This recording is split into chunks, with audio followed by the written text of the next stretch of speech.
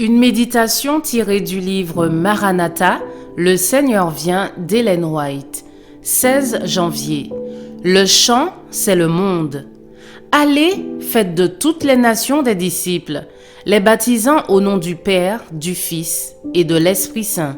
Matthieu 28, verset 19. Durant notre séjour en Californie, en 1874, j'ai eu un rêve impressionnant. Je rêvais que plusieurs frères de Californie étaient réunis pour essayer d'établir le meilleur plan de travail pour la prochaine saison. Un jeune homme que j'avais souvent vu dans mes rêves vint assister à la réunion. Il écouta avec un grand intérêt tout ce qui se disait, puis il déclara d'une manière réfléchie et avec autorité: « Les villes et les villages font partie de la vigne du Seigneur et doivent entendre les messages d'avertissement. L'ennemi de la vérité fait des efforts désespérés pour dévier les gens de la vérité divine et les conduire à l'erreur.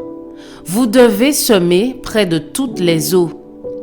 Il se peut que vous ne voyez pas immédiatement le résultat de votre travail, mais vous ne devez pas vous décourager. Prenez Christ pour modèle. Il a eu beaucoup d'auditeurs, mais peu de disciples. » Le messager continua en disant: « Vous avez des idées trop étroites au sujet de l'œuvre nécessaire pour cette époque. Vous forgez des plans de peu d'envergure. Vous devez être plus ambitieux. Vous ne devez pas mettre votre lumière sous le boisseau ou sous le lit, mais sur le chandelier, afin qu'elle éclaire tous ceux qui sont dans la maison. Votre maison, c'est le monde. » Beaucoup de pays attendent la lumière croissante que le Seigneur a pour eux, et votre foi est limitée et petite. Il est nécessaire de développer votre concept de l'œuvre. Allez de l'avant. Dieu agira avec puissance si vous travaillez avec humilité devant lui. Parler d'impossibilité n'est pas une preuve de foi. Rien n'est impossible pour Dieu. La lumière des commandements de Dieu doit mettre le monde à l'épreuve.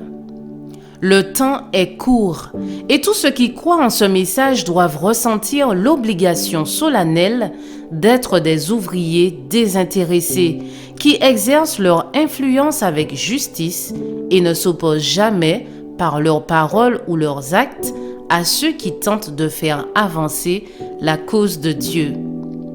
La lumière que Dieu nous a donnée sera peu utile pour le monde si nous ne la présentons pas de manière à ce qu'il puisse la voir. Je vous le dis, élargissez votre champ de vision. Je vous souhaite une excellente journée, que Dieu vous bénisse.